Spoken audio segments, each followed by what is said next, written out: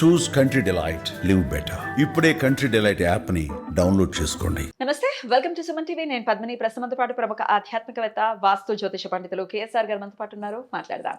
Sir నమస్తే. Sir నమస్తే. ఎలా ఉన్నారు సార్? బాగున్నాను సార్, మీరు వాస్తు పండితులు కూడా కదా, వాస్తు కూడా చూస్తూ ఉంటారు. అయితే మన జన్మజాతకానికి, మన గృహం పరిస్థితికి, అంటే గృహం మన వాస్తుకి సంబంధించి ఏమైనా లింక్ ఉంటుందా? మీరు ఈ రాశికి సంబంధించిన వాళ్ళు, ఈ నక్షత్రానికి సంబంధించిన వాళ్ళు ఖచ్చితంగా మీ ఇంట్లో ఈ దిక్కున మీరు జాగ్రత్త వహించాలి అని చెప్పే పరిస్థితి ఏమైనా ఉంటుందా? అట్లా ఉంటే గనక టు స్టార్ట్ విత్ మేషం నుంచి మనం మొదలు పెట్టుకుంటే, మేష రాశి వాళ్ళు ఉంటున్నటువంటి ఇంట్లో ఏ దిక్కున జాగ్రత్తను వహించాలి, ఇవన్నీ ఒక్కసారి మీ ద్వారా తెలుసుకోవాలనుకుంటున్నాను సార్. తప్పకుండా.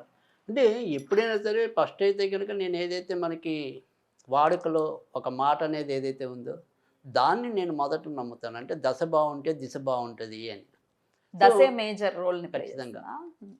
సో తర్వాత రెండోది ఏంటంటే, ఖచ్చితంగా నేను ఏదైనప్పటికీ కూడా ఒక వాస్తు చూడటం అనేది సంభవిస్తే కనుక జ్యోతిష్యానితో ఆ వాస్తుని అన్వయించుకుంటూ చూడటం అనేది ఎక్కువ ఉంటుంది తప్ప ఫండమెంటల్ రూల్స్ అనేది ఒక్కోసారి అన్ని చోట్ల అవే మనం వర్కౌట్ అవుతుంది అవ్వదు అనేది చెప్పలేదు. అంటే సపోజ్ ఇప్పుడు ఆగ్నేయంలో వంటే ఉండాలనేది కానీ, ఈశాన్యంలో దేవుడే ఉండాలని కానీ మీరు నమ్మరా అనేది కొన్నిసార్లు మనకి ఏమంటాం, వాళ్ళ జాతక రీత్యా ఒక్కోసారి వాటిని ఆ పాయింట్స్ని అవాయిడ్ చేయొచ్చా? నేను ఆన్ దిస్ నోట్ నేను ఒక దగ్గర నేను చూశాను సార్. వాళ్ళ ఇంట్లో అది చాలా పురాతనమైనటువంటి ఇల్లు, నైరుతిలో వంటగది ఉంది కదా. సో ఇప్పుడు నైరుతిలో అంటే ఇప్పుడు సపోజ్ మీకు అది వాళ్ళకి ఎలా వర్కౌట్ అవుతుంది అనేది చిన్న ఉదాహరణ చెప్తాను. అంటే ఇక్కడ నైరుతికి అధిపతి ఎవరు? రాహు.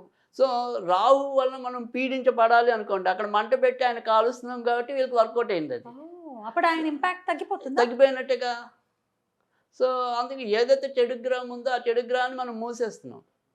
అప్పుడు మాకు నైరుతిలో లేదండి, కానీ ఒక దీపం పెట్టడం వల్ల ఏమైనా మనకి యూజ్ ఉంటుందా? రాహు నుంచి బయటపడచ్చా ఇబ్బంది నుంచి? అంటే నైతిలో రాహు కాల దీపం వేరు, మళ్ళీ నైతిలో దీపం పెట్టడం వేరు. సో నేను అనేది నైతిలో ఎప్పుడు కూడా దీపాలు అనేది దానికంటే కూడా పెట్టకూడదు. అంటే లైట్ ఉండకూడదు కదా, చీకటిగా ఉండాలి. సో అందుకని మనం అక్కడ పెట్టం. సో జనరల్గా గాజు పాత్రలు కానీ ప్లాస్టిక్ పాత్రలు కానీ అయితే రాహు ప్రభావం ఎక్కువ ఉంటుంది. సో అలాంటి వాటిని నేను రెమెడీస్ ఇవ్వడం అనేది జరుగుతుంది. గాజు పాత్రలు, గాజు కానీ ప్లాస్టిక్ కానీ. సో ఇంక్ బాటిల్ కూడా చెప్పారు లాస్ట్. అవును. సో అలాంటివి కొద్దిగా ఎక్కువ ప్రభావం అనేది ఉంటుంది. కానీ ఇక్కడ మనం మేష ఉంది చూద్దాం. సో ఇప్పుడు ఈ మేషం విషయానికి వచ్చేప్పటికి ఏంటి, జనరల్గా ధనాధిపతి శుక్రుడు కదా, ఖచ్చితంగా వీళ్ళకి ఆగ్నేయంలోనే వంట ఉంటే కనుక ఇంకా ఫేవర్ అవుతుంది. తర్వాత కానీ ఎప్పుడైతే ఈ ఆగ్నేయంలో ఎక్కువ ఉండి ఒకవేళ ఇంట్లో భార్యాభర్తలకు విభేదాలు వస్తున్నాయి అనుకోండి, అప్పుడు ఆగ్నేయం నుంచి కొద్దిగా తూర్పుకి ఎక్కువ టచ్ అయ్యేలాగా, అంటే తూర్పు ఆగ్నేయంలో మనం పెడతాం కదా. సో కానీ ఇప్పుడు ఇందాక మీరు నైరుతిలో ఎలాగైతే చెప్పారో దక్షిణంలో వంట పెట్టి అసలు సంపదలకు మంట అనేది వాస్తు చెప్తుంది. దక్షిణంలో వంట సంపదలకు మంట పెట్టకూడదు అయితే అని అంటారు. కానీ దక్షిణంలో ఇలా ఉండి కూడా మరి బ్రహ్మాండంగా సుఖపడిన వాళ్ళని చూసా. సో అందుకని కొన్ని ఏంటంటే కామన్గా ఉండే రూల్స్ ఏవైతే ఉంటాయో అందరికీ వర్తించు. అందుకని కొంతమంది ఏంటంటే అనుకోకుండా కోఇన్సిడెన్స్గా ఇలాంటి మీరు చెప్పిన నైతిదే ఎవరో ఈ జాతకాలని ఈ వాస్తుని నమ్మని ఇంట్లో జరిగింది అనుకోండి, వాడు ఏమంటాడు, మీసం వెళ్ళేసుకుంటాడు, లేదు నైతిలో పెట్టాను బ్రహ్మాండంగా కలిసి వచ్చింది, ఏం చెప్తారు వీళ్ళు అంటాడు కదా. అలా కోఇన్సిడెన్స్గా ఒక్కోసారి జరగచ్చు. కానీ వాస్తు అనేది అయితే ఉంది అనేది యథార్థం. ఎలా యథార్థం అవుతుంది అంటే కనుక, అంటే నేను మొదటి చెప్పే ఒక కీ అనేది ఇదే ఇస్తుంది, జాతకం అనేదే ఇస్తుంది. అంటే సపోజ్ ఈ ఇంట్లో ఇప్పుడు మీకు నడుస్తున్న దశను బట్టి, ఫస్ట్ జాతకంలో మీకు నడుస్తున్న దశను బట్టి మీకు రోగం ఉంది అని చెప్పాను నేను. ఆ వాస్తు ఆ రోగాన్ని ఎంత పెంచుతుంది, తగ్గిస్తుంది. సో ఒక్కోసారి మరణానికి కూడా వెళ్ళిపోవచ్చు. ఎందుకంటే మీకు తీవ్ర రోగం అన్నాం కానీ గండం కాదా అనేది చెప్పాల. కానీ రోగం అనేది అయితే ఖచ్చితంగా నిర్ధారిస్తుంది జాతకం అనేది. కానీ మీరు ఏమాత్రం బాగుండని ఇంకా రోగాన్ని వృద్ధి చేసే కొంపకెళ్ళారనుకోండి, కొల్లారుగా అయిపోయింది కదా. సో అందుకని ఎప్పుడైనా సరే మీకు ఎవరు ప్రత్యేకంగా వాస్తు పండితులు కానీ, ఎవరు ప్రత్యేకంగా జ్యోతిష పండితులు కానీ అలా కాకుండా ఏంటంటే అన్ని 2-3 సబ్జెక్ట్స్ అన్నింటినీ కూడా మిళితం చేసుకుని వస్తే మీకు మంచి రిజల్ట్స్ వస్తాయి. సో కేవలం నేను వాస్తు నేర్చుకున్నానంటే నాకు జ్యోతిష్యం రాదు అన్న, ఏమన్నా నేను కేవలం జ్యోతిష్యమే నేర్చుకున్న వాస్తు నాకు తెలియదు కానీ పై పని చూస్తానన్నా అది పెద్ద ఉపయోగం కాదు. ఉపయోగపడదు. ఓకే. సో రెండింటికి లింక్ ఉంటుంది. అందుకే దశ బాగుంటే దిశ అనేది. ఇప్పుడు మీ 4వ ఇల్లు బట్టి జాతకంలో మీరు ఎలాంటి ఇంటికి వెళ్తారని నేను చెప్పగలను కదా. ఓకే.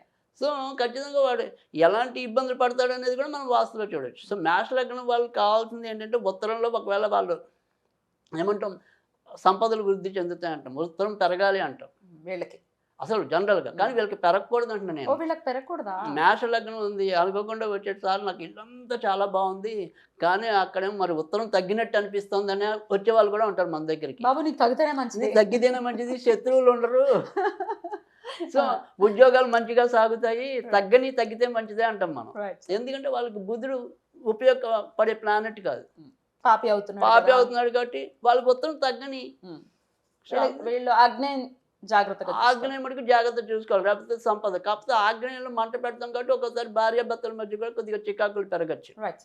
సో అలాంటివి ఏమైనా ఉంటే అప్పుడు కొద్దిగా తూర్పుకి ఎక్కువగా వచ్చేలాగా ఆ డిగ్రీస్లో చేస్తే అప్పుడు వాళ్ళకి మంచి జరగటం అనేది ఉంటుంది. కనుక తర్వాత వచ్చేప్పటికి మేష లగ్నంలో సో దక్షిణం మెయిన్ వాళ్ళకి, ఎందుకంటే కుజుడు అంతేగా, కుజుడు కదా వాళ్ళకి అధిపతి. సో దక్షిణంలో మనం సాధ్యమైనంత వరకు ఈ చెత్త పెట్టటాలు అలాంటివి తగ్గి, వాష్ ఏరియా డెఫినెట్ గా దక్షిణంలోనే వస్తుంది కదా, అంతే కదా, ఆగ్నేయం పక్కనే ఉంటుంది కాబట్టి. సో అలాంటివి మనం కొంత జాగ్రత్త. వాష్ ఏరియా ఉండకూడదా సార్ వీళ్ళకి? ఉండొచ్చు, పడమర లోపు తీసుకురావటం అనేది. అంటే ఇప్పుడు దక్షిణంలో వాష్ ఏరియా పెట్టినా కూడా నీళ్లు కానీ ఏదైనప్పటికీ కూడా అది పడమర మార్గంలో వెళ్ళేలా. అంటే మనం జనరల్గా పడమర నైరుతి ఇవన్నీ కూడా వాష్ ఏరియాలో కూడా యూజ్ చేస్తాం. అంటే మనకు ఉండటం దక్షిణంలో ఉన్నప్పటికీ కూడా మనం చేసేదంతా పని కూడా పడమరలో ఉండేలాగా చేస్తే ఇంకొద్దిగా బెటర్ ఉంటుంది. కానీ ఆ డస్ట్బిన్స్ పెట్టడము, పాత వస్తువులు, ఇనప వస్తువులు అన్ని దక్షిణంలో పడేయటం లాంటివి వీళ్ళు చేయకూడదు, మేషరాశి వాళ్ళు చేయకూడదు. రైట్. Okay okay. సో ఆ రకంగా వీళ్ళు జాగ్రత్త తీసుకోవాలి. Right sir. అయితే ఇది అద్దె ఇంట్లో ఉన్న వాళ్ళకి కూడా వర్తిస్తుంది కదా సార్? అంటే చాలా మందికి ఇది కూడా ఒక పెద్ద ప్రశ్న. అంటే యజమాని వేరు, మేము కేవలం అద్దెకుంటున్నాము, అద్దెకున్న వాళ్ళు కూడా వాస్తు చూసుకోవాలా అని మనం ఎన్నిసార్లు అన్నా కూడా వాళ్ళకి ఆ సందేహం వస్తూనే ఉంటుంది. కానీ ఖచ్చితంగా అద్దెకున్న వాళ్ళు కూడా వాస్తు చూసుకోవాల్సిందే. కాకపోతే ముఖ్యంగా అద్దెకున్న వాళ్ళ మీద ఇంకా ఎక్కువ ప్రభావం ఉంటుంది, అంతే కదా. ఎందుకంటే మనం అక్కడ అద్దె చెల్లించేంత వరకు మనమే యజమాని, అంతే. సో మన మీద ఇంపాక్ట్ ఎక్కువ ఉంటుంది. ఇప్పుడు పేరుకి అక్కడ యజమాని అయినా కూడా ఆయన పూర్తిగా ఆ ఇంటిని అనుభవించట్లా. సో ఆ యజమాని మీద కన్నా కూడా మన మీదే దాని యొక్క ఇంపాక్ట్ అనేది ఎక్కువ ఉంటుంది. సో ఖచ్చితంగా అద్దెకున్న వాళ్ళే మరింత జాగ్రత్తగా కూడా ఉండాలి. సరే కొనుక్కునేప్పుడు ఎలాగో వాస్తు చూపించుకుని కొనుక్కుంటారు, వాళ్ళకి అనుగుణంగా కొనుక్కుంటారు, అది వేరు. కానీ మనం ఇక్కడ అద్దెకుంటున్నాం కాబట్టి మనమే దాని యొక్క బాధ్యత. సో ఎలాంటి ఇంట్లోకి వెళ్ళాలి అనేది.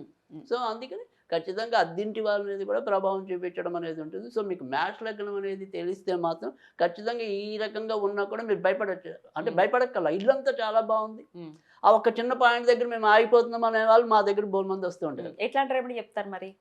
అదే ఇప్పుడు ఒకవేళ సరే మనం చెప్పినట్టు ఇప్పుడు అనుకోకుండా వాళ్ళకి ఉత్తరమే పెరిగింది, ఎందుకంటే అది ఉత్తరం మంచిది అనుకున్నారు, ఉత్తరం పెరిగింది చాలా మంచిది అన్నారు, వెళ్ళిపోయారు. కానీ ఆ ఇంటికి వెళ్ళినప్పటి నుంచి వాళ్ళకి రోగాలు వస్తున్నాయి లేదా శత్రువులు వస్తున్నారు. సో అందుకని వీళ్ళు ఏం చేయాలంటే కనుక ఖచ్చితంగా ఏదైతే ఉత్తరం ఉంటుందో ఆ ఉత్తరంలో కొద్దిగా ఆకుపచ్చ రంగుకు సంబంధించిన సీనరీస్ పెట్టుకోవటం కానీ, అంటే ఇంట్లో అయితే. బయట అయితే కనుక ఖచ్చితంగా చెడు మొక్కలు పెంచాలి, మంచి మొక్కలు పెంచకూడదు ఇక్కడ. అంటే చెడు మొక్కలు అంటే కనుక దేవుడి పూజకు పనికిరానివి పెట్టుకోవాలి. అంటే క్రాటన్స్ కానీ, బంతిపూలు ఏవైనా సరే దేవుడికి ఏవైతే వినియోగించమో అలాంటివన్నీ కూడా అక్కడ పెట్టుకోవచ్చు. అప్పుడు ఇంపాక్ట్ అనేది తగ్గుతుంది. తర్వాత రెండోది ఏంటంటే ఏదైనప్పటికీ కూడా ఈ మేష రాశి వాళ్ళు ఎవరైతే ఉంటారో లేదా మేష లగ్నం వాళ్ళు ఎవరైతే ఉంటారో సరే ఇలాంటివి ఏమైనా సరే ఉన్నప్పుడు కామన్గా వీళ్ళు ఏదైనా సరే ఈశాన్యం అనేది మటుకు ఖచ్చితంగా బాగా చూసుకోవాలి. ఆ ఈశాన్యం బాగా ఉంటే ఒకవేళ ఇక్కడ ఇబ్బందులు ఏమైనా ఉన్నా కూడా తగ్గిస్తుంది. సో ఈశాన్యంలో ఈ వాయు గంటలను ఉంటాయి, 7 గంటలు అనేవి ఉంటాయి. సో మనకి అది ఎక్కడైనా సరే హాల్లో కానీ ఇంకెక్కడైనా సరే 7 లోహపు గంటలను కనుక వేలాడి తీసినట్టయితే కనుక చాలా మంచి ఫలితాలు వస్తాయి. బ్యూటిఫుల్గా ఎక్స్ప్లెయిన్ చేశారు సార్. ఇక నెక్స్ట్ వీడియోలో వృషభ రాశి వారు లేదా వృషభ లగ్నం వాళ్ళు రైట్, వాళ్ళ ఇంట్లో ఏ దిక్కును జాగ్రత్తను వహించాలి అనేది నెక్స్ట్ వీడియోలో మీరు చెప్తే తెలుసుకుందాం సార్. తప్పకుండా. Thank you sir. నమస్తే. నమస్తే.